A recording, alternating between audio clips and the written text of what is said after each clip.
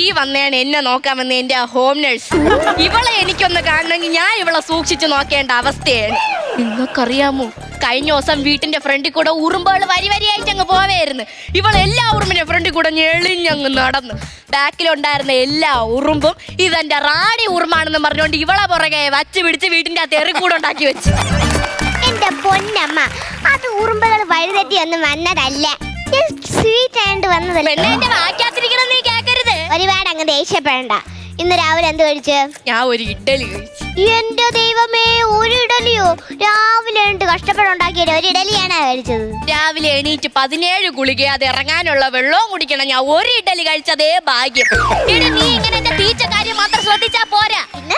എനിക്കെന്നും കുളി കഴിഞ്ഞ രാസനാദി പൊടി ഇടുന്ന ശീലം ഉണ്ടെന്ന് എനിക്കറിയാമോ? അറിയാലോ. ഇന്നേ വരെ നീ അതിട്ടോ?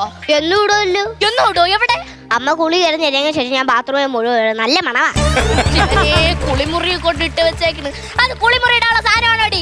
ഇടി തലയിടാനുള്ള രാസനാദി പൊടി. സത്യം പറയടി, നീ ഹോം നഴ്സ് ആണോ? നീ അല്ലേ? അല്ലേ? ആണോ? ഈ സംശയം ഉണ്ടോ? ഏജൻസിക്കാരെ അങ്ങ് വിളിച്ചു നോക്ക്.